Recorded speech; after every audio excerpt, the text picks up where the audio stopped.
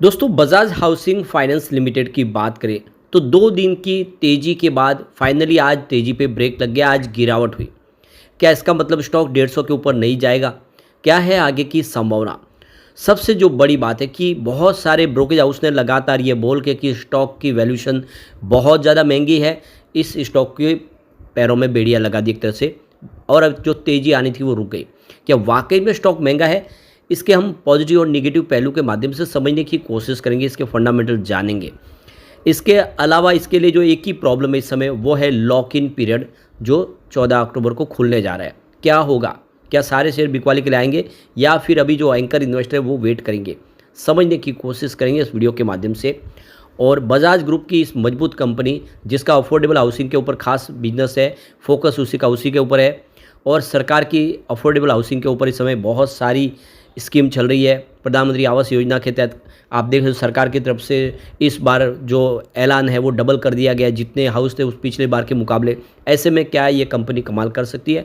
और अब क्वार्टर 2 भी आने वाला है। क्या क्वार्टर 2 के बाद एक फ्रेश ट्रिगर इसको मिल सकता है? जानेंगे इस वीडियो के माध्यम से। लेकिन फ्रेंड्स, उससे पहले अगर आप पहली बार हमारे चैनल पे आए तो चैनल को सब्सक्राइब कर दीजिए, एक बेल आइकॉन दबा दीजिए ताकि जब भी नया वीडियो बने पहला नोटिफिकेशन आपको मिले। वीडियो पसंद आए तो लाइक शेयर जरूर कीजिए। चलो फ्रेंड्स, वीडियो स्टार्ट करते हैं। मैं हूँ आपका दोस्त एस बी दवे और हमारे अपने चैनल ऑनलाइन कमाई में आपका बहुत बहुत स्वागत है। तो बजाज हाउसिंग फाइनेंस जैसे ही अब देख सकते हो कि हुंडई मोटर्स का भी आईपीओ आ रहा है, और ये इंडिया के इतिहास का सबसे बड़ा आईपीओ है। इससे पहले एलआईसी सबसे बड़ा आईपीओ था, उसका अभी इसने रिकॉर्ड तोड़ा है। अब ये आईपीओ का जीएमपी ने बहुत ज़्यादा लोगों को अप डाउन में डाल दिया। उसका एक जो जीएमपी लगातार गिर रहा है, बढ़ रहा है, समझ में नहीं आ रहा है क्या इसमें अप्लाई करना चाहिए। अगर आपको हुंडई मोटर्स के आईपीओ के बारे में जानकारी चाहिए तो ऑलरेडी हमारा आज वीडियो बन चुका है, आप जाके देखें क्या है आगे की संभावना, उसमें सारा समझ में आएगा। क्या वाकई में ये इस समय वैल्यूएशन इसका भी महंगा है आईपीओ का, या फिर रिटर्न डबल हो सकता है बजाज हाउसिंग जैसा ही। दूसरी तरफ अगर हम आज बजाज हाउसिंग फाइनेंस लिमिटेड के कारोबार की बात कर ले तो स्टॉक की शुरुआत तो आज सुबह सुबह पॉजिटिव ही हुई 156 पर। क्लोजिंग कल 155 के आसपास थी। इंट्राडे में 157 तक स्टॉक चला गया, यानी तेजी बन रही थी, लेकिन ऊपर के लेवल से भारी बिकवाली शुरू हो गई, जिसकी वजह से 148 का इंट्राडे का लो बना। अब अच्छी बात यह रही कि इसने फिर से 150 के स्तर को छुआ। अंत में क्लोजिंग 2.78% की गिरावट के साथ 150 के आसपास रही। तो यह एक सपोर्ट दिख रहा है, ये सपोर्ट नहीं टूटेगा तो फिर से एक बाउंस बैक की संभावना बनी जाएगी। आज वॉल्यूम काफ़ी कम था, यानी बड़े फंड का रुझान स्टॉक को लेकर फिलहाल वेट एंड वॉच का है। तो पिछले एक महीने पहले इसका 12 करोड़ का वॉल्यूम था, 5 करोड़ की डिलीवरी उठाई गई थी।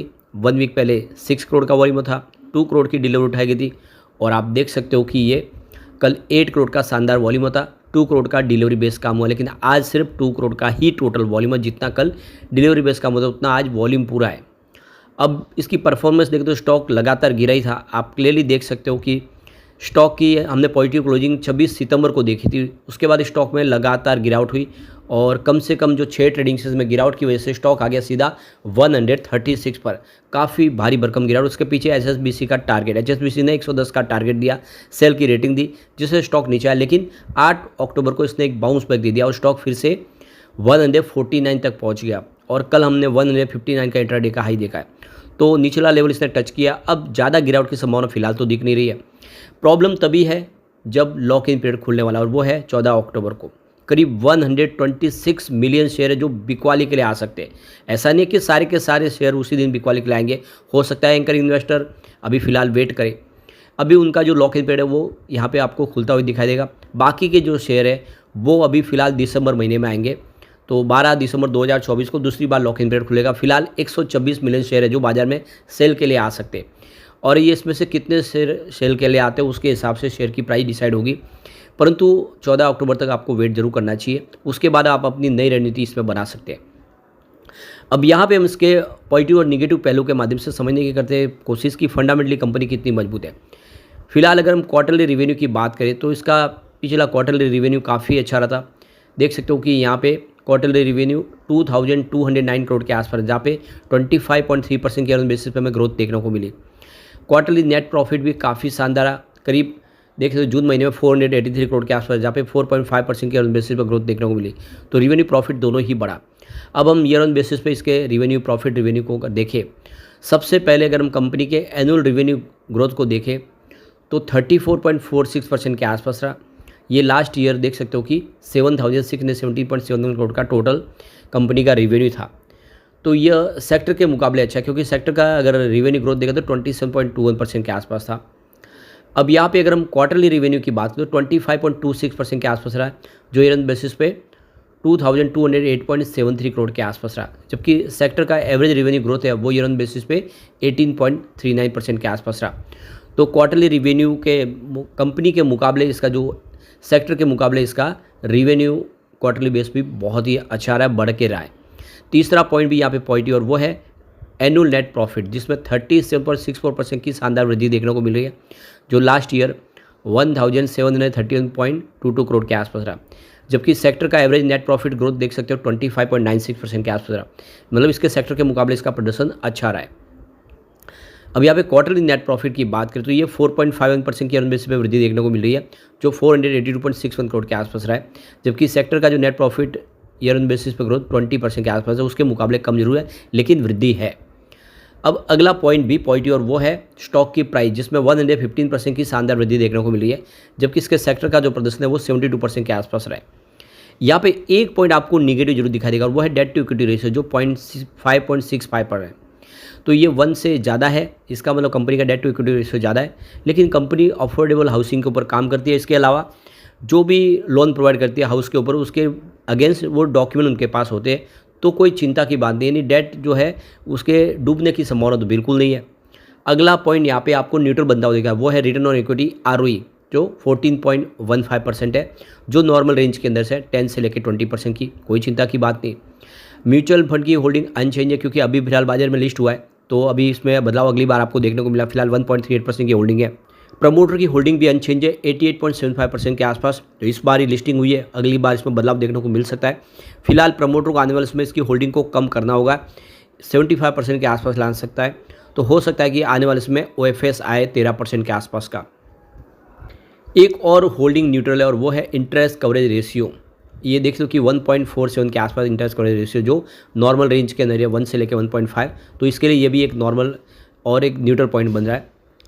इसके अलावा एक पॉइंट है वो है प्रमोटर के 0 प्लेस शेयर है, कोई भी गिरवी शेयर नहीं। अब यहाँ पे क्लियरली आप देख सकते हो कि यहाँ पे निगेटिव पॉइंट मात्र एक ही है इसके अंदर, वो है डेट टू इक्विटी रेशियो, जिसकी भी कोई चिंता नहीं है।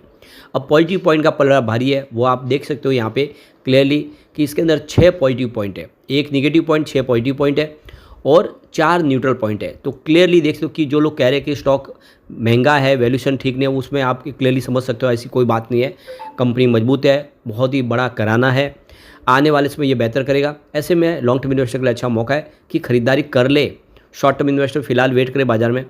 अब यहाँ पे कम्युनिटी सेंटिमेंट भी यही बोल रहा है, तो 80% बाई की कॉल निकल के आ रही है, यहाँ पे 0% सेल की कॉल है और 20% होल्ड की कॉल है, यानी 100 में से 100% लोग इसको इस लेवल पे खरीदारी करना पसंद करें। तो ऐसे में आने वाले समय ये बेहतर कर सकता है। अब वैसे अगर हम महीने भर के इसके पिवट लेवल के हिसाब से समझे कि गिरावट लंबी चल जाती है तो कहाँ तक जा सकता है और तेज़ी बनी तो ये कहाँ तक जा सकता है, तो इस लेवल से अगर गिरावट दे 140 का पहला सपोर्ट है, ये सपोर्ट अगर टूटा तो स्टॉक सीधा 126 तक जा सकता है। वैसे पिछली बार 136 तक गया था, इस बार बड़ी गिरावट पे 126 तक जाने की संभावना हो सकती है और ये गिरावट लंबी चलती है बाजार में अगर, तो 102 तक भी जा सकता है। ये तभी पॉसिबल है जब बाजार में काफ़ी भारी गिरावट हो, वरना इतना नीचे आने की फिलहाल संभावना नहीं दिख रही है। पॉजिटिव माहौल बना तो 178 का फर्स्ट रेजिस्टेंस है, वैसे 188 ऑलरेडी पहले जाके आ चुका है। सेकेंड रेजिस्टेंस सीधा 202 का है, ये पहली बार आपको 200 को पार करता हुआ दिखाई देगा और तीसरा जो रजिस्ट्रेशन है वो 216 के आसपास। एक बार 200 को पार कर ले तो नई तेजी के लिए स्टॉक तैयार हो सकता है। ऐसे में आपको लॉन्ग टर्म का नजरिया लेकर निवेश कर लेना चाहिए। लेकिन फ्रेंड्स, कोई भी इन्वेस्टमेंट करने से पहले अपने फाइनेंशियल एडवाइजर से एडवाइस ले ले या अपना खुद का रिसर्च करें, क्योंकि मैंने वीडियो आपके एजुकेशनल पर्पज़ के लिए ही बनाया। वीडियो पसंद आए तो लाइक से जरूर कीजिए और चैनल को सब्सक्राइब कर दीजिए। Thank you friends.